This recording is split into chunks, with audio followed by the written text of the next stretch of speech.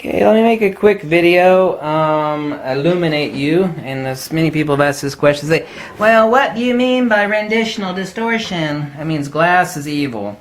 It means these lenses that have too much glass in them, like the Sigma Fart series, and a lot of the current production Nikkor lenses, they have a flat image production, meaning foreground and background are like that. And so a lot of people are used to it. It's becoming used to. It's like a prisoner becomes used to gruel. It's like you stick a prisoner and you stick someone in prison. They're like, oh my God, this food sucks.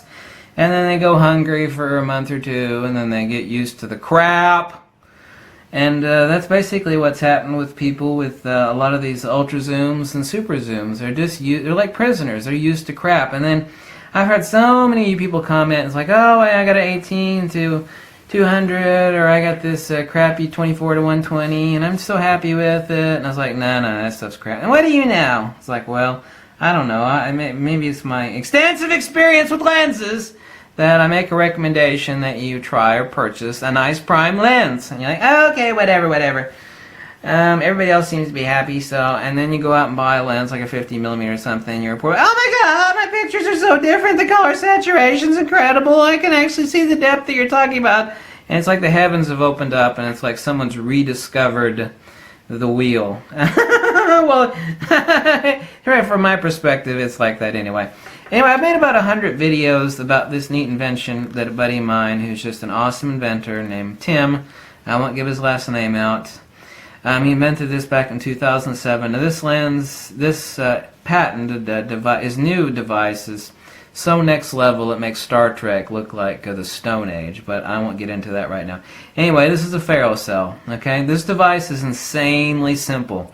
Between there is a smear of ferrofluid that is basically no more than what you would actually, like take off of your face. If you actually you had an oily face, you take it off and you just smear it between. Now these are super optically flat lenses. You can't take sheet glass and use this. Anyway, there's a smear of ferrofluid in between these two lenses. Now they're optically flat, okay, so there's no magnification. None. Zero. They're flat. But they're optically flat. And it's 1 micron, less than 1 micron thin, okay? Now behind here is just a sheet of paper, because it actually gives you better image resolution if you just put something back there.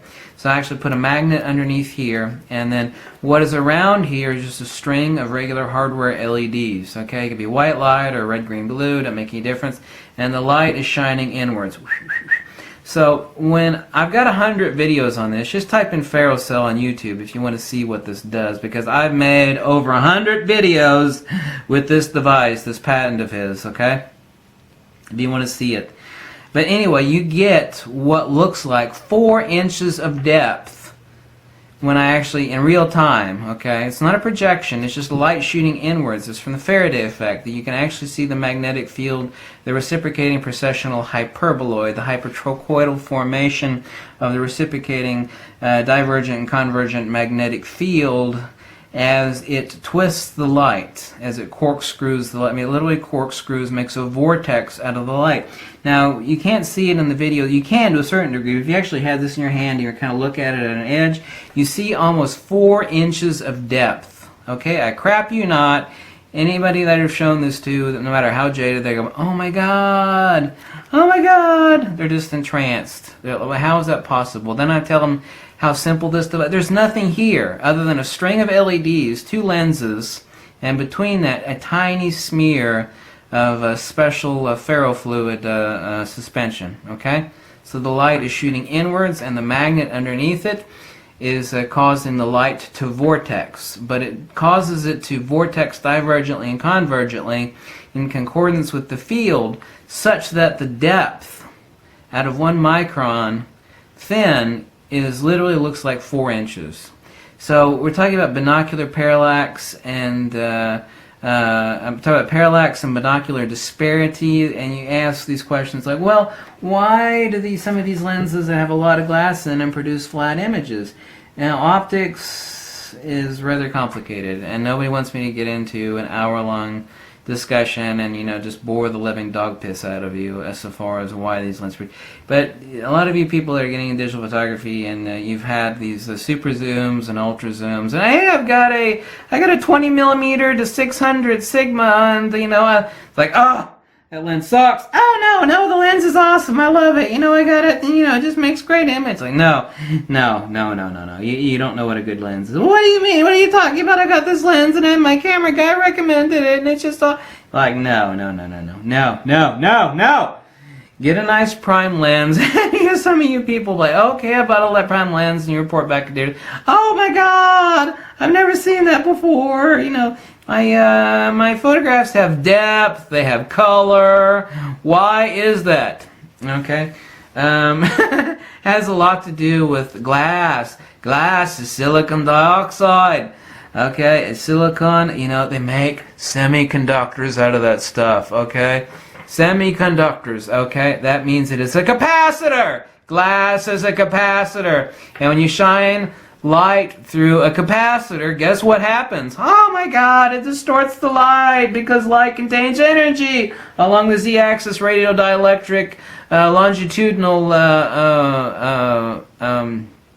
propagation of the light as it's passing through one element, two element, three element.